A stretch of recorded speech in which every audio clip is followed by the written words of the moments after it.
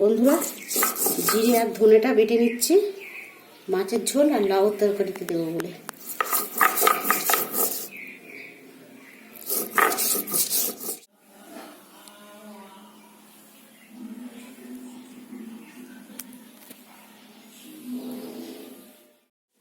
নমস্কার বন্ধুরা, সরমা রান্নাঘরে সবাইকে স্বাগত জানাই।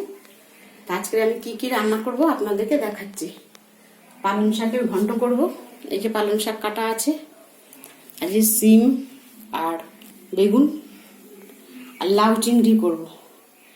এই যে এখানে লাউ কাটা আছে, আর ওখানে হচ্ছে রুই মাছ কাটা দিয়ে ফুলকপি আলু দিয়ে ঝোল করব। আর এখানে হচ্ছে ধনে জিরে বাটা, আদা বাটা, ধনে পাতা কুচোনো।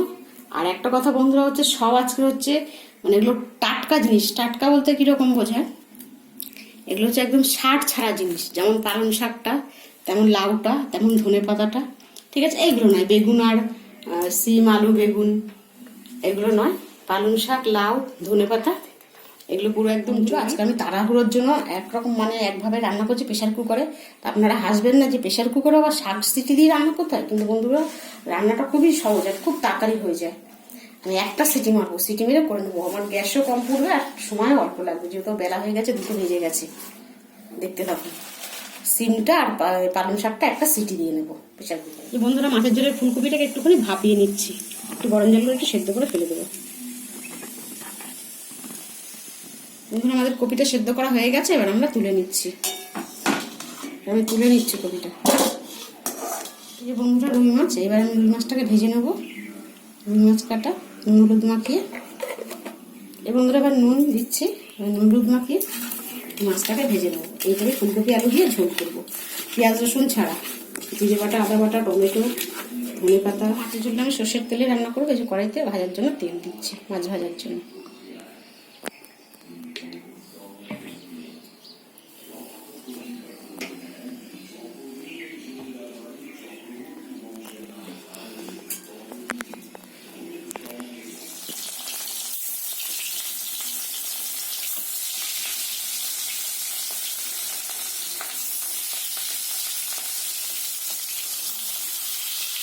বন্ধুরা, মাছ উল্টানোটা আপনাদের দেখালাম না, আবার ভালো হয়ে গেছে।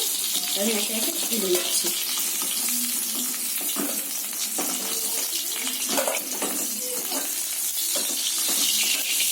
বন্ধুরা, এই মাছ ভাজা তেলেতেই আমি আলুগুলোকে ভেজে নেবো একটু।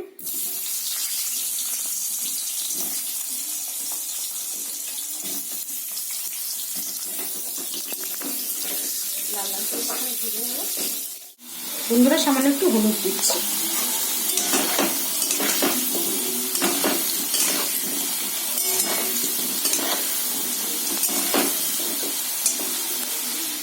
ফুলকপিগুলো আমি একটু ভেজে নেবো। যে ফুলকপিগুলোকে একটু ভাপিয়ে নিয়েছিলাম।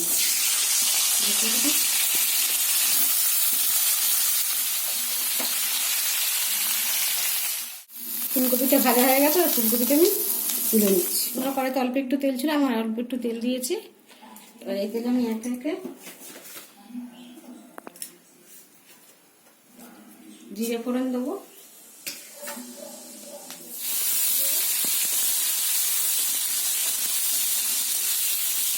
ঝোলটা সম্পূর্ণ কাঁচা লঙ্কাতে হবে, মিষ্টিতে কাঁচা লঙ্কা দেবো।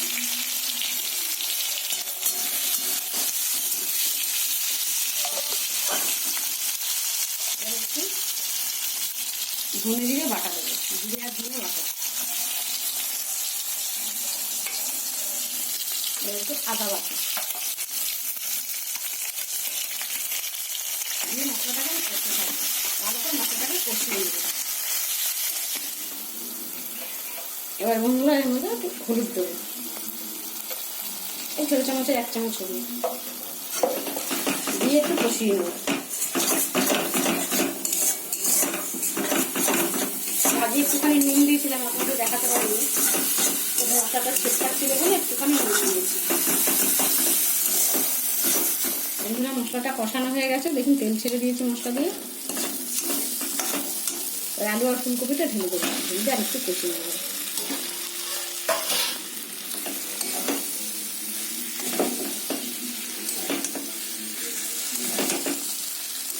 এটা সম্পূর্ণ জিরে বাটা, আদা বাটা, টমেটো দিয়ে পেঁয়াজ রসুন ছাড়া। বন্ধুরা আমাদের কষানো হয়ে গেছে দেখুন। এবার আমি এতে জল দেবো।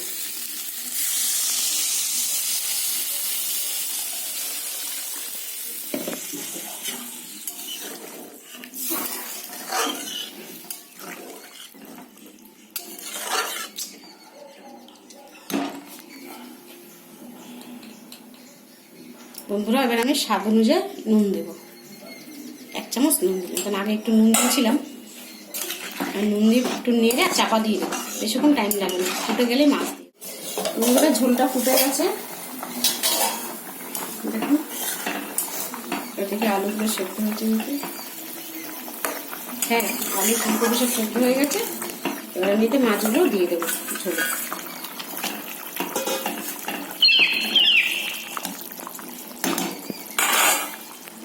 বন্ধুরা মাছ দিয়ে দিয়েছি। এবার মধ্যে একটু ধনে পাতাও কুচি দিয়ে দিলাম।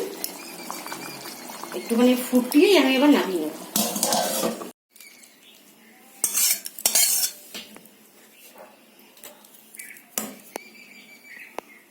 বন্ধুরা এবার পালং শাকটা করে তার জন্য বড়িটা আমি ভেজে নিচ্ছি।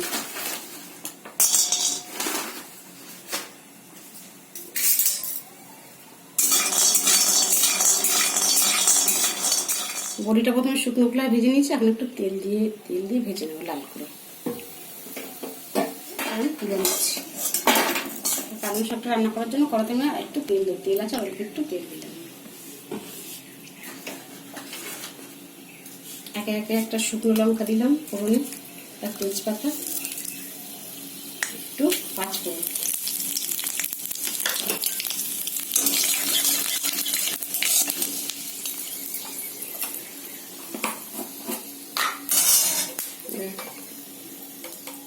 বন্ধুরা আমি তেলের উপরে একটু হলুদ দিলাম, এটা কোনো মশলা দেবো না।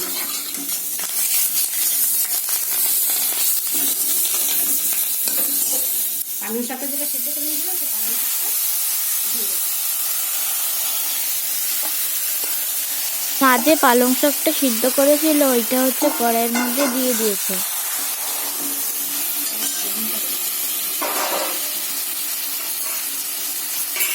এবার একে একে বেগুনটাও দিয়ে দেবো।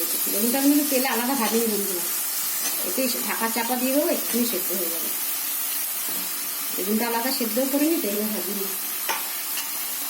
এবার স্বাদ অনুযায়ী নুন দিয়ে দেবো। ব্যাস,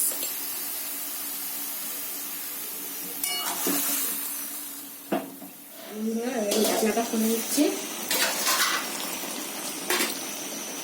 একটুখানি পালং শাকটা একটু মিষ্টি না দিয়ে ভালো লাগে, মানে একটু চিনি দিলাম। এবার বড়িগুলো দিয়ে দেবো,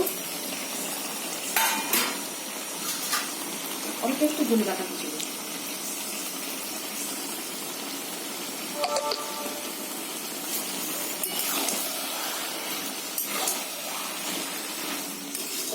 পালং শাক রান্না হয়ে গেছে। এবার ঢাকনাটা খুলেছি, এবারে এখানে করে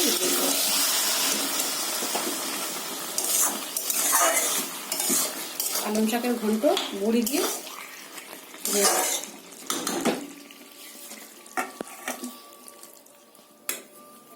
বন্ধুরা এখন 4টে বাজে, এখনো রান্না হচ্ছে। এবার খেতে বসবো, খাবার পর্বটা হয়তো আপনাদের।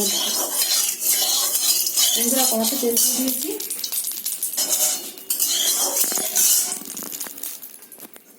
বন্ধুরা 250 গ্রাম চিংড়ি মাছ আছে, আমি চিংড়ি মাছটা সাদা তেলে দিয়ে দিই।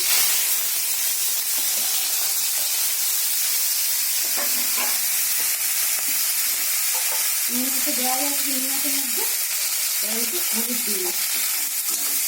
একটু ভাজবে না, একটুখানি উল্টে পাল্টে না দিয়ে দেবেন, চিংড়ি মাছ বেশি ভাজবে না। 250 গ্রাম চিংড়ি মাছ আছে। চিংড়ি মাছটা ভাজা হয়ে গেছে, এবার আমি তুলে নিচ্ছি। সাদা তেলে চিংড়ি মাছটা ভেজেছি, এবার আমি সর্ষের তেলে তরকারিটা রান্না করবো।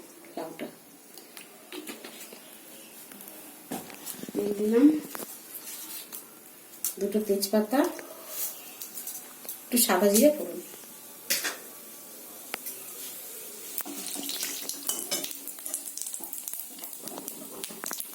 দুটো কাঁচা লঙ্কা দেবো, জিরে ধনে বাটাটা দেবো, আদা বাটাটা দেবো।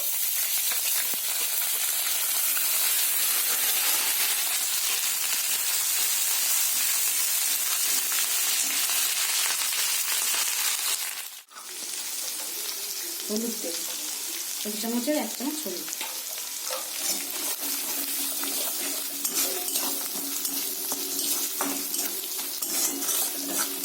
হলুদটা দিয়ে একটু কষে নিয়ে দেখুন মশলা কষানো পুরো কমপ্লিট। এবার প্রেশার কুকারে সেদ্ধ করা লাউটা আমি এই জল সমেত দিয়ে দেবো।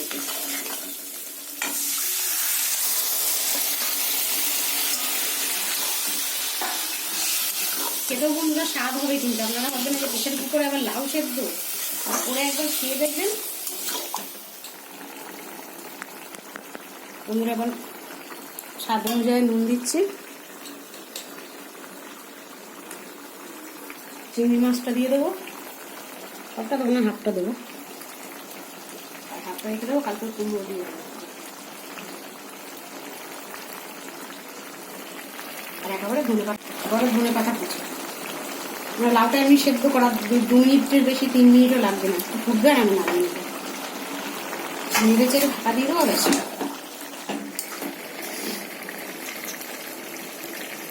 আমি সামান্য একটু এর মধ্যে মিষ্টি দেবো। যে চিংড়ি মাছগুলো দেবো না, লাউ তো একটুখানি নুন চিনিটা দিলে বেশ স্বাদটা ভালো হয়। বন্ধুরা আমাদের লাউ চিংড়ি পুরো কমপ্লিট, এবার নামিয়ে নেবো।